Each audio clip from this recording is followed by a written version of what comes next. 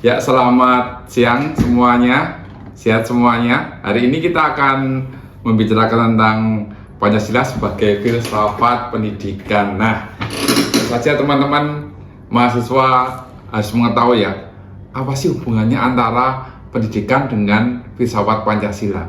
Apakah Pancasila itu mendasari dari pendidikan? Nah, itu yang perlu kita pikirkan.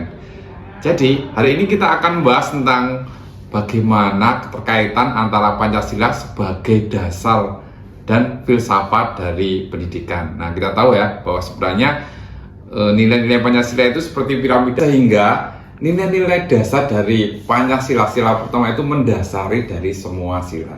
Jadi demikian juga dengan pendidikan. Jadi nilai pertama yaitu ketuhanan itu akan mendasari dari filsafat di pendidikan. Jadi pendidikan itu nanti berdasar pada ketuhanan, mengajarkan tentang nilai-nilai keagamaan dari siswa. Kemudian nilai-nilai kemanusiaan juga diajarkan sebagai interaksi antara manusia dengan manusia, antara siswa dengan siswa, antara siswa dengan lingkungan, antara siswa dengan guru dan mungkin dosennya juga. Nah, kemudian dengan adanya Pancasila itu juga mendasari mereka untuk nilai-nilai persatuan. Karena kita tahu bahwa sebenarnya di Indonesia itu kan multikultural, sehingga perbedaan-perbedaan itu perlu disatukan dengan Pancasila. Dan juga di dalam pembelajaran, di dalam pendidikan juga mengajarkan tentang nilai-nilai kerakyatan. Bagaimana mereka bisa berdiskusi, kemudian mereka bisa memilih pemimpin mereka di kelas dan lain-lain. Dan terakhir adalah keadilan.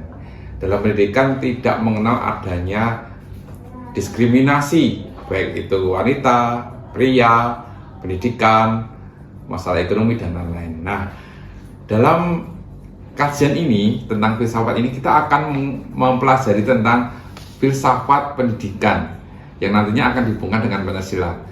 Kita tahu bahwa sebenarnya kalau kita berbicara masalah filsafat, kita tentu saja akan melihat bahwa sebenarnya filsafat adalah penggalian seakar-akarnya.